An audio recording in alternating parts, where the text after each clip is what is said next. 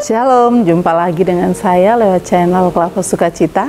Pada kesempatan ini kita akan mendengarkan firman Tuhan. Sebelumnya saya mengajak kita untuk bersatu di dalam doa. Mari berdoa. Kami bersyukur kepadamu Bapa. Tahun yang baru ini biarlah Tuhan memberi kami semangat dan sukacita baru untuk melangkah dengan iman yang kami miliki di dalam Kristus Tuhan kami. Tolong kami juga di kesempatan ini lewat channel Klava Sukacita kami akan mendengarkan firman Tuhan.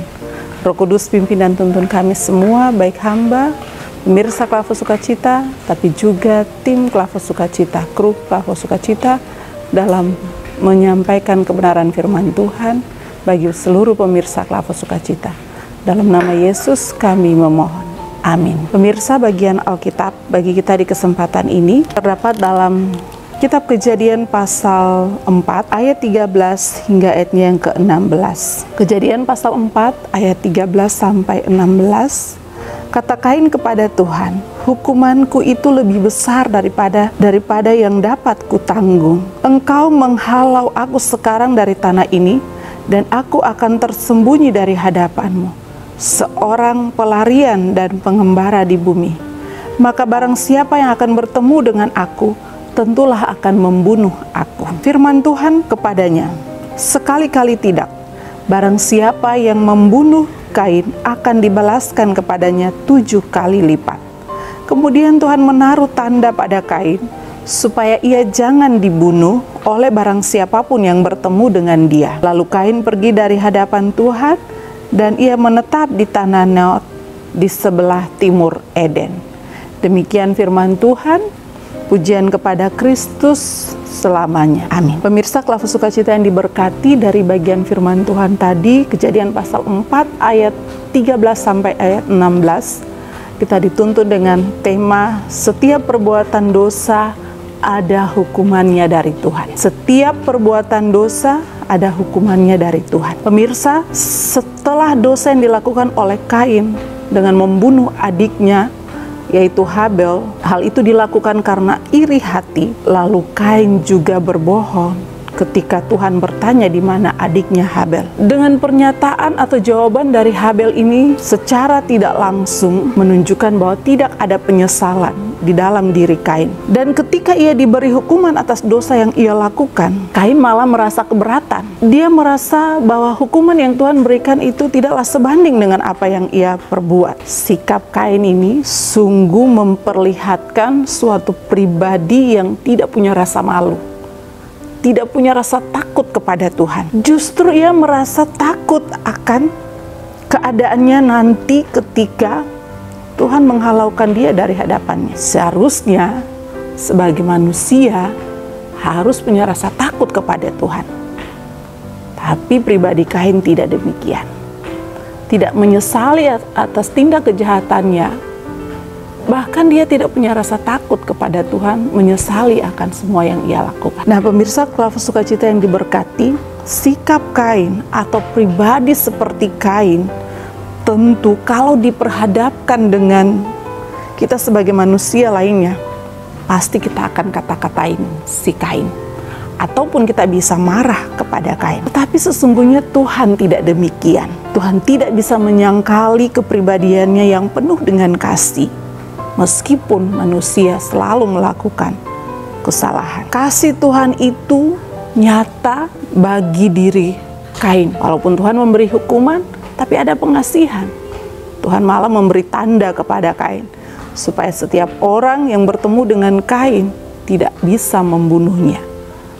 Bahkan kalau orang yang membunuh Kain akan diberi hukuman 7 kali lipat. Nah, ini menunjukkan bahwa memang Tuhan itu pengasih, penyayang bagi setiap umat manusianya. Nah, pemirsa Klava Sukacita yang diberkati, setiap dosa yang kita lakukan pastinya ada hukuman yang Tuhan berikan. Tema kita mengatakan demikian, setiap perbuatan dosa ada hukumannya dari Tuhan.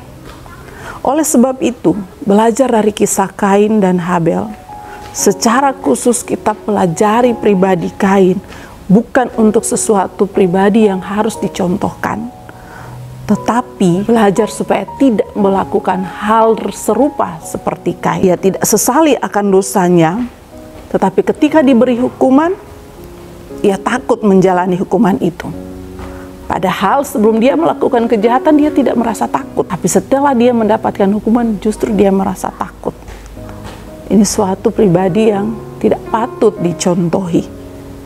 Oleh sebab itu, sebagai pribadi yang Tuhan berkenan untuk menjalani kehidupan kita, janganlah kita sekali-kali melakukan dosa.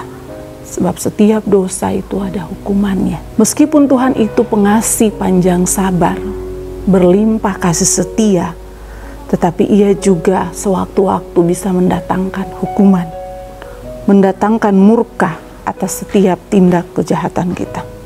Oleh sebab itu jangan sekali-kali kita mau melakukan dosa, sebab setiap dosa ada hukumannya, ada sanksinya yang datangnya dari Tuhan.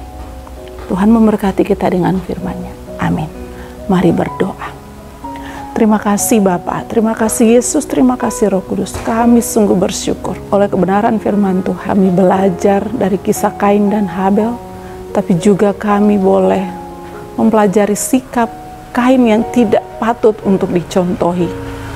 Ajar kami untuk tidak melakukan kesalahan ataupun dosa yang pastinya akan mendatangkan hukuman bagi setiap kami. Tolong kami supaya kami memiliki rasa hormat dan takut kepada Tuhan. Dan kalaupun kami melakukan kesalahan, ajar kami untuk mengakuinya, menyesalinya, memohon pengampunan daripada Tuhan. Tolong kami supaya kami bisa menghadapi seluruh keberadaan hidup kami atas semua yang Tuhan izinkan terjadi dalam kehidupan kami. Hamba berdoa bagi pemirsa Klava Sukacita di mana saja mereka berada, dalam seluruh keberadaan hidup mereka, apapun yang mereka hadapi, alami, rasakan, terima saat ini. Tuhan berkenan hadir di dalamnya. Nyatakanlah kuasa kasih-Mu bagi mereka. Yang sakit Tuhan sembuhkan, yang lemah Tuhan kuatkan, yang sedih Tuhan hiburkan, yang berbeban berat Tuhan beri kelegaan bagi mereka. Dan diberkati setiap orang yang menaruh harapannya kepada Tuhan, yang bersandar kepada Tuhan. Berkati tim Klava Sukacita di mana saja mereka di dalam tugas tanggung jawab mereka untuk memberitakan firman Tuhan lewat channel ini, baik kru maupun para pelayan. Tuhan memberkati sekalian hamba-hamba-Mu secara pribadi dan keluarga mereka masing-masing. Kami berdoa menyerahkan semua orang yang kami kasih, bahkan mereka yang membenci, memusuhi kami. Ampunilah mereka ya Bapa. Di dalam tangan pengasihan-Mu kami bawa seluruh kehidupan kami. Biarlah kehendak Tuhan yang terjadi, bukan kehendak kami. Dalam nama Yesus, firman yang hidup, penolong kami berdoa kepadamu ya Bapa di sorga. Amin. Shalom, Tuhan memberkati kita.